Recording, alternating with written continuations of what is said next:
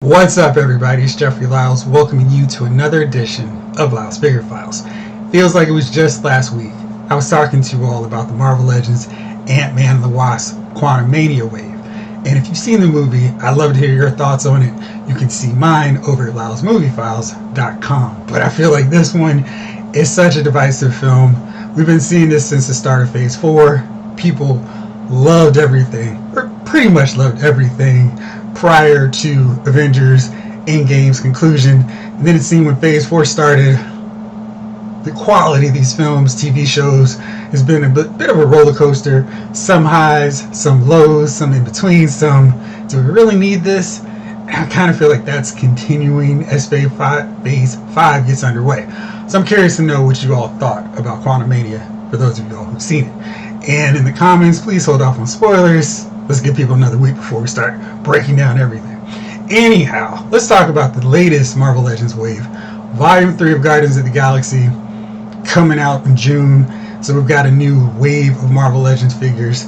For those of you all who hate the comic book movie split, this is your wave because it's just a full slate of movie figures. But because the Guardians are such a massive team, one full wave can't accommodate every team member, the main villain, the supporting characters. So I assume we're going to see a couple of 2-packs, maybe some other special deluxe figures, other ways to get these figures out so we get the full, complete lineup of Volume 3 characters.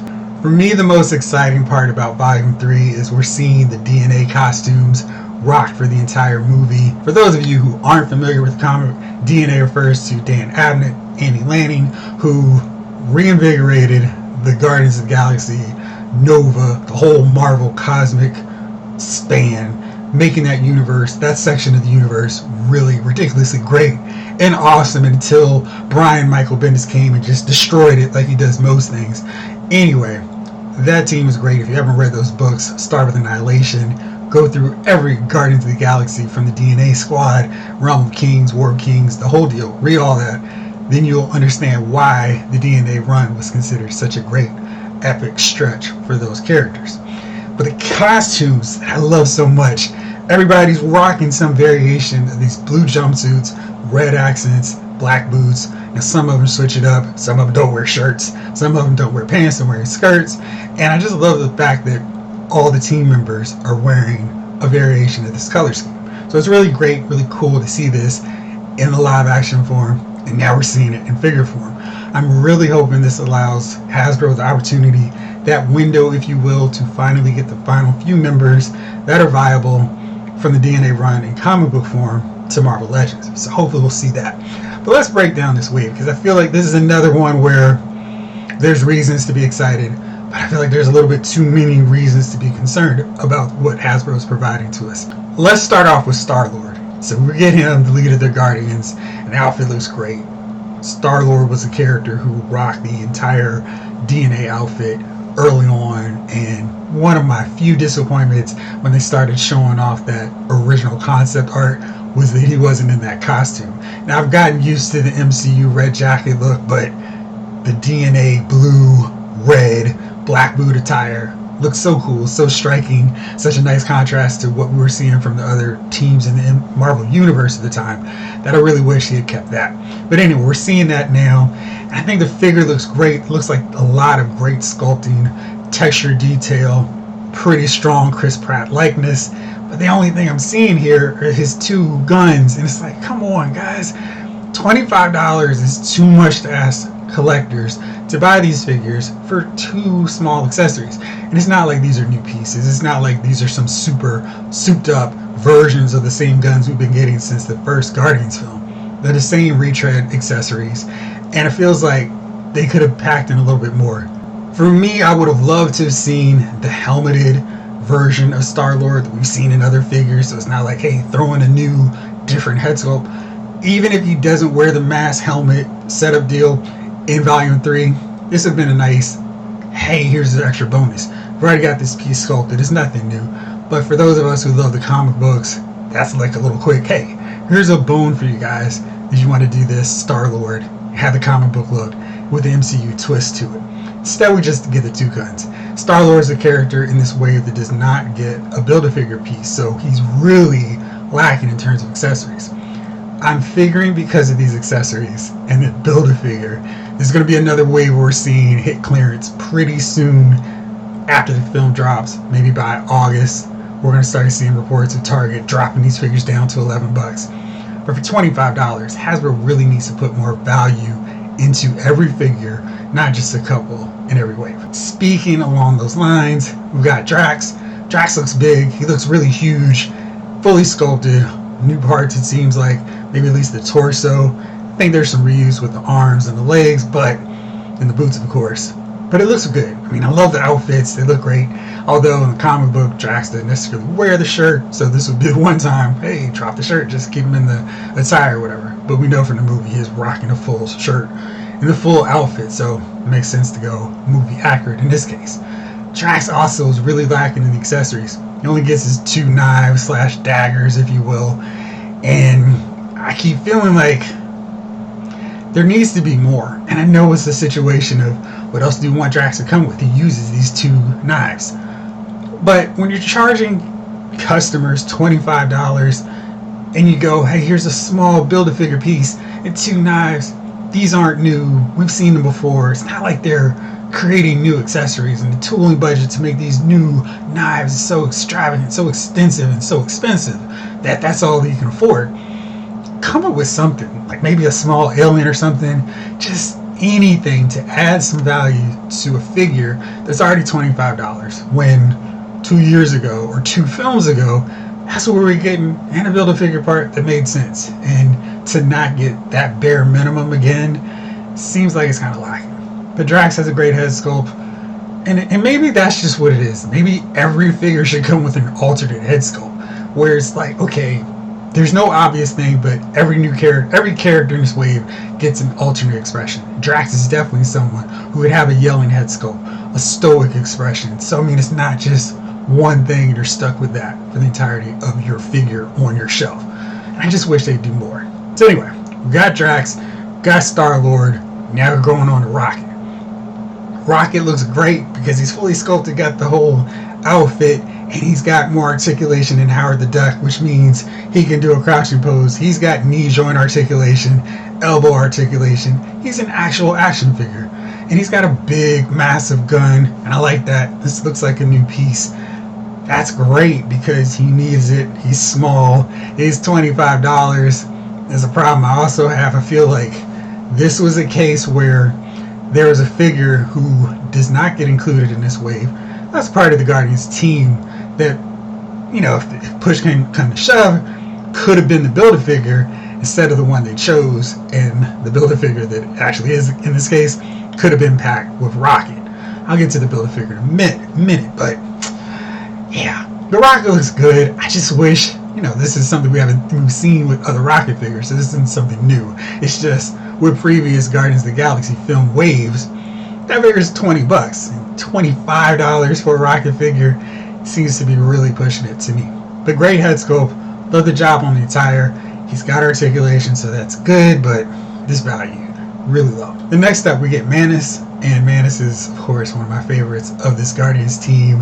Not so much with this figure, because literally all she has is the figure. There's no accessories with Mantis, another character who you could have gotten a lot with different expressions, different head sculpts, and I feel like Hasbro's really slipping on that end, because Mantis is a character who they could really gone and done some great things with expressive head sculpts to show off her emotions, or maybe just some separate hands. She comes with nothing but the Build-A-Figure parts, and that's really lacking, especially when you consider the size of this Build-A-Figure, which isn't massive and huge. It's just kind of like, seriously? I mean, this is one of those cases where it's probably better that they're in the box now than closed box, not the window, because I feel like a lot of people would go, that's really all we're getting in this package? Come on. So really underwhelming in the sense of what she's coming with.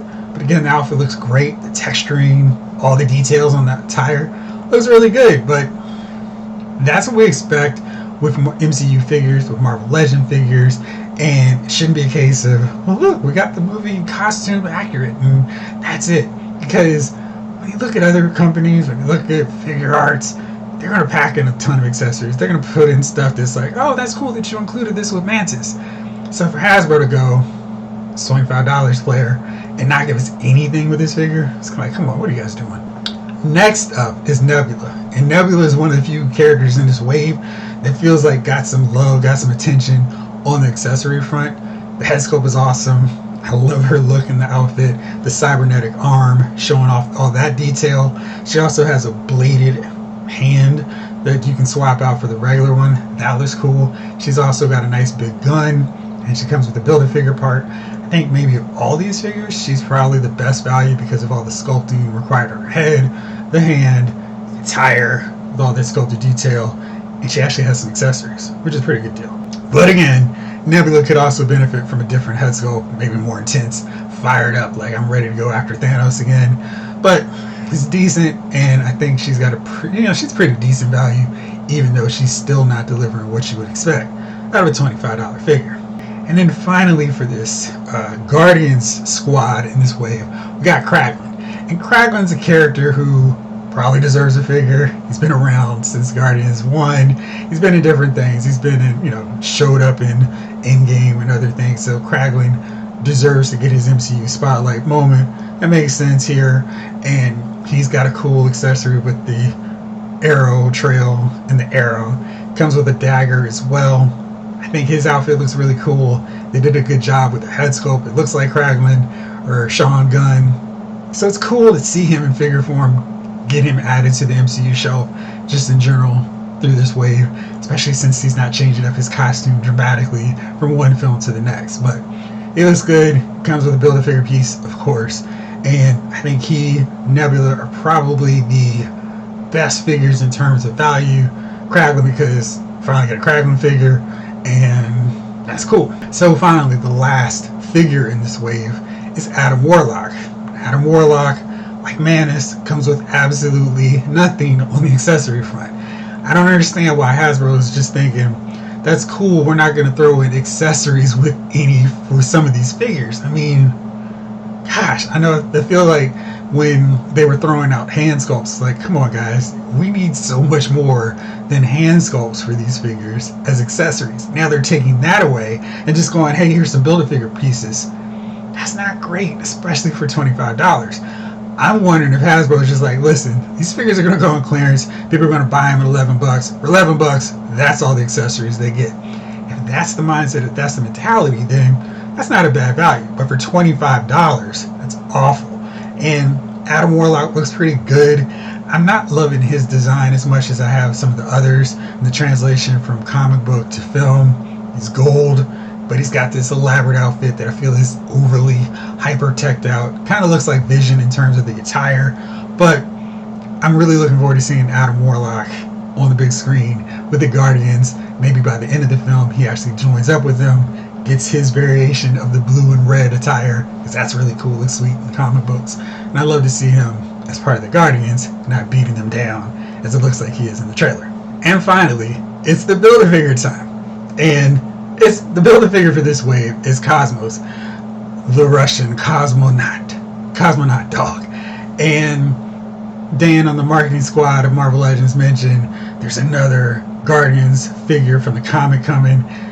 And I feel like this is a figure that I thought maybe they'd try to fudge in there because Cosmo doesn't really need to look any different from the comic book, from the MCU look. It's a dog and a space suit basically. So we could fudge that. And I feel this is one of those cases where if Cosmo were a standalone figure and I could wait out until clearance hits, I would feel okay-ish paying $11. I'd love to pay $6 or $8 for a Cosmo figure standalone. But going, hey guys, if you really want Cosmo, you're going to spend $150.